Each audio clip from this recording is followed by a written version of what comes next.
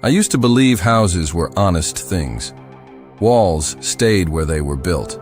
Rooms existed because someone decided they should. Spaces had reasons. I believed that until the winter I bought the house on Old Creek Road, just outside a small town in western Pennsylvania where nothing ever happened and people liked it that way. The house was cheap, cheaper than anything else within 50 miles, and the real estate agent talked too fast when I asked why. She said the previous owner died there, natural causes, old age, nothing strange. Everyone dies somewhere, she said, smiling like that closed the subject. I wanted quiet.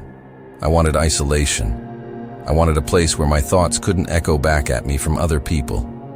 So I signed the papers and moved in before the snow started falling. At first, everything felt normal. Too normal.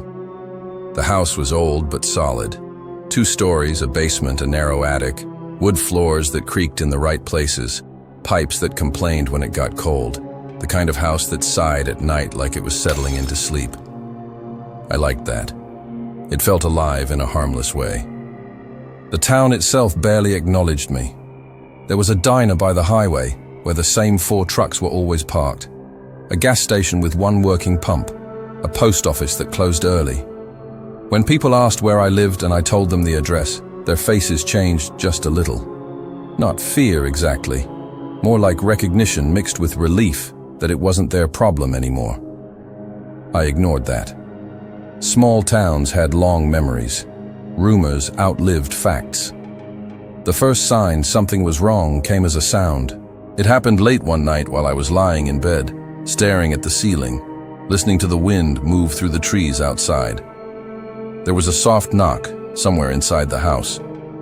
Not at the front door, not sharp or demanding. Just a slow, hollow tap, like someone testing a wall with their knuckles. I sat up and listened. The house went quiet again. Old houses made noises. I knew that. Wood contracted, nails shifted, mice existed. I told myself all of that as I lay back down, forcing my breathing to slow. Then, it happened again. Tap, tap. This time it sounded closer, like it came from inside the walls. I didn't get up. I stayed in bed, eyes open, heart beating faster than it should. After a while, the sound stopped. Sleep eventually dragged me under, but it was shallow and restless. Over the next few weeks, the sounds continued. Not every night, not predictable. Sometimes it was tapping. Sometimes it was something heavier, like a dull thud. Once I heard what sounded like fingernails slowly dragging across wood, just faint enough that I could convince myself it was branches scraping the siding outside. I started sleeping with a lamp on. I walked through the house during the day, looking for explanations. Loose boards, hidden ducts, anything that could explain the noises. Everything looked normal. The walls were solid. The floors were intact. The basement was unfinished but empty, just concrete, exposed beams, and the smell of damp earth. That was when I noticed the cold spot. It was subtle. A patch of air near the back of the basement that felt wrong against my skin.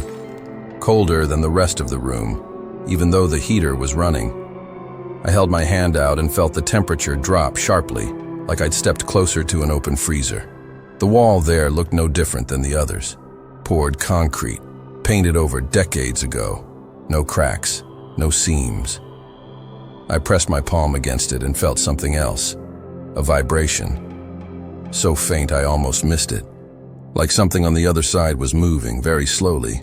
I pulled my hand back and laughed. A short, nervous sound that echoed too much in the empty basement. I told myself it was groundwater, pipes, my imagination. But I started avoiding the basement after that.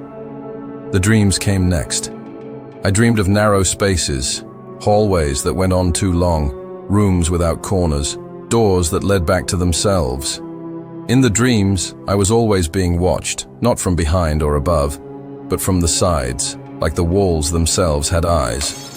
I woke up sweating, heart racing, the sound of tapping still echoing in my ears even after I was fully awake. One morning I found dirt on my kitchen floor. It was a thin trail, dark and damp, leading from the back door to the hallway that went toward the basement stairs. I stood there staring at it, coffee growing cold in my hand, trying to remember if I'd tracked it in myself. I hadn't been outside yet. The back door was still locked. I cleaned it up and told myself animals got in somehow. Old houses had gaps. Old towns had raccoons.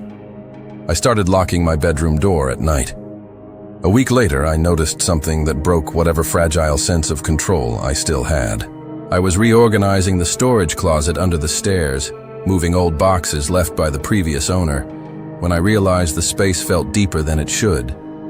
I'd seen the blueprints during the purchase. The house layout was simple. That closet shouldn't extend as far back as it did. I emptied it completely, my pulse slowly quickening as the back wall came into full view. It didn't look like a wall. It looked newer than the rest of the house. Different texture, different paint. I ran my fingers over it and felt a seam, a door. Not a normal one. No handle, no hinges visible. Just a thin outline in the shape of a narrow rectangle. I stepped back, suddenly aware of how quiet the house was. No wind, no pipes, no distant traffic from the highway. I pressed my ear against the door. At first, I heard nothing. Then, very faintly, I heard breathing. Not mine. Slow, patient, right on the other side. I stumbled backward, hitting the opposite wall, my heart slamming so hard I thought I might pass out. The breathing stopped the moment I moved. I didn't open the door. I didn't touch it again. I put everything back in the closet and shut it, telling myself I would deal with it later, that I needed proof, that panic wouldn't help. That night, the knocking came back louder than ever. It wasn't tapping anymore. It was knocking, slow and deliberate, coming from inside the walls, moving through the house. Downstairs, upstairs, right outside my bedroom door. I didn't sleep at all. The next day, I drove into town and went to the local records office. I asked for building permits, renovation records, anything related to the house. The woman behind the counter frowned as she typed, then frowned deeper. "There's no record of that address before 1978, she said. I told her the house was older than that. The style alone proved it. She shook her head. According to this, the land was empty until then. I asked about the previous owner. She hesitated, then leaned closer and lowered her voice. He never let anyone inside, lived alone, paid in cash. When he died, they found more space inside the house than should have existed. My stomach twisted. What do you mean? I asked.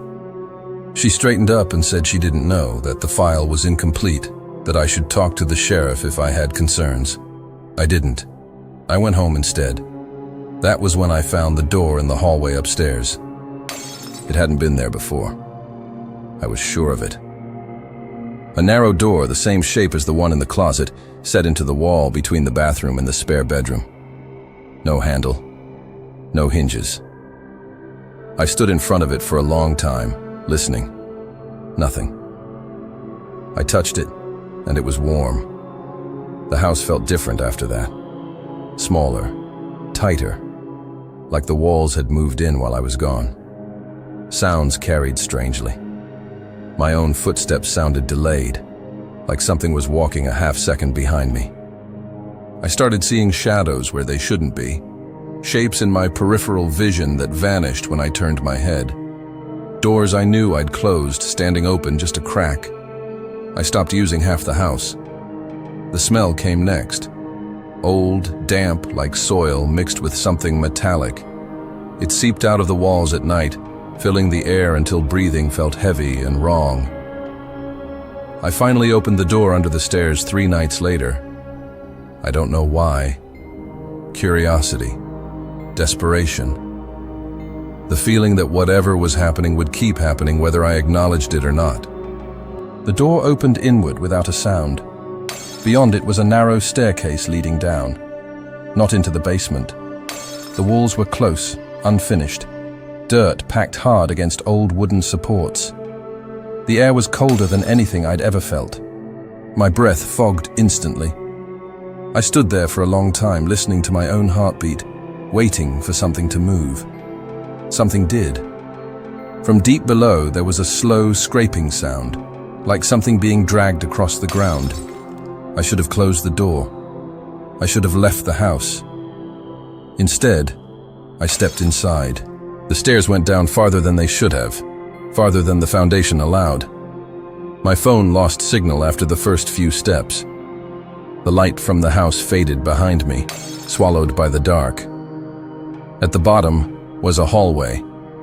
It looked like the inside of a building that had been buried and forgotten. Peeling wallpaper, doors on either side, a ceiling too low to stand straight. The smell was overwhelming. I opened the first door. Inside was a room that looked like a bedroom, a bed, a dresser, personal items scattered around like someone had just stepped out. Photographs on the wall. All of them were of the house, not just the exterior. The inside, every room, including the one I was standing in. In the corner of the photos, always watching, was a tall shape pressed against the walls, its limbs bent at wrong angles, its face never clear. The breathing started again, right behind me. I ran. I don't remember how I got back upstairs. I remember falling. I remember hitting my head. I remember slamming the door shut and pushing furniture against it, screaming until my voice gave out. The doors kept appearing after that, in places they couldn't exist, behind the refrigerator, inside the shower, in the attic, carved into the slanted ceiling. Sometimes they were open, sometimes I heard voices inside them, whispering my name, begging, laughing. I tried to leave. My car wouldn't start, my phone wouldn't connect. The road out of town looped back no matter which direction I drove. The house started changing faster. Rooms stretched, hallways bent. The windows showed places that weren't outside, forests that didn't exist, endless dark. One night, I woke up and couldn't move. The air was filled with that breathing, loud now, right beside my bed. I felt pressure against my chest, like someone leaning close. A voice spoke from inside the wall. It said the house was never empty. It said it needed space. It said it was growing. I understood then. The previous owner hadn't died. He'd been absorbed, folded into the walls, made into rooms.